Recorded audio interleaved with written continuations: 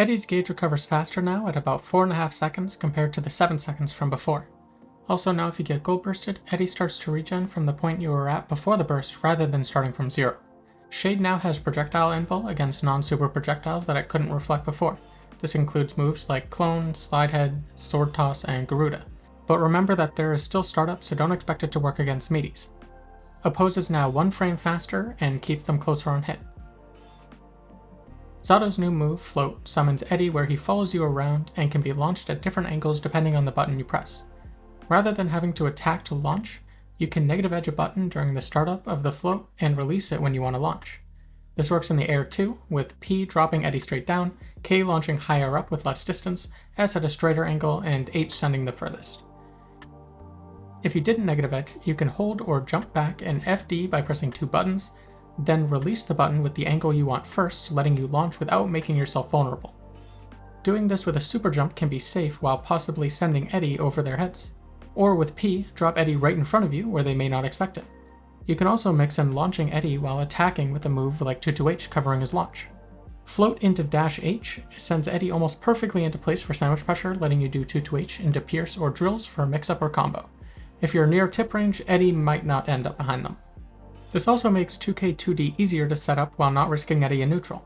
Same goes for 2S, going into 2-2H after locks them down for Eddie to go into Drills for mix-up. While you can do this with Eddie out normally, he may not always be in the best position for you to go into pressure. And having Eddie out with regular summon leaves him vulnerable even if you block. With Float, he'll still go away if you get hit, but he won't go away if you block even if he's mid-launch as long as he doesn't directly get hit. And with regular summon, they may be waiting for you to do Shade and punish it, but them having to worry about Float launching Eddie will make it easier for you to drop him by releasing P, then do Shade. Using Float with air movement will probably be the strongest general use outside of pairing a launch with a grounded button. Being able to sandwich them without having to rely on Shade is great, especially since it forces them to be patient far away if they want to stop him. But even the furthest launch doesn't get him too far, especially with the K and S launches, but H launch is your best bet for the sandwich. Another strong option is to super jump fly over their heads while negative edging P to drop Eddie as you're crossing them up, sandwiching them that way. Using air FD to fall faster and negative edge, or doing a falling button are both strong options to pair with it. Since his air backdash goes so far, retreating while launching Eddie is good too. Using it with a pose into teleport can be a good way to go full screen fairly safely. And since you have an 8-way air dash, it gives a lot of options for the way Eddie gets sent. But retreating with a launch is great since even if they try to approach, you'll likely be able to stuff it with 2S while Eddie is ready to combo them or keep them in pressure. Keep in mind, if they're waiting for you, they can jab him from a low launch or jump and hit him out of the sky. And super jump floating can leave you a bit more predictable. Though it's not like you're defenseless. JH can be good for stuffing approaches, and even if it whiffs, Eddie will be ready. Like I said before, using the P drop into Shade can take advantage of people waiting for a near full screen air launch. But the main downsides to this are that it gives up a lot of space and Eddie can be hit fairly easily if people are waiting. Of course, you can just use Float as a threat to add to their mental stack, making them wait to hit Eddie as you launch them, and start the negative edge at any point by using FD. Float is also great to use when approaching with jump ins. Doing JS and JH both launch Eddie right behind them, letting you follow up without risking Eddie like from normal summons.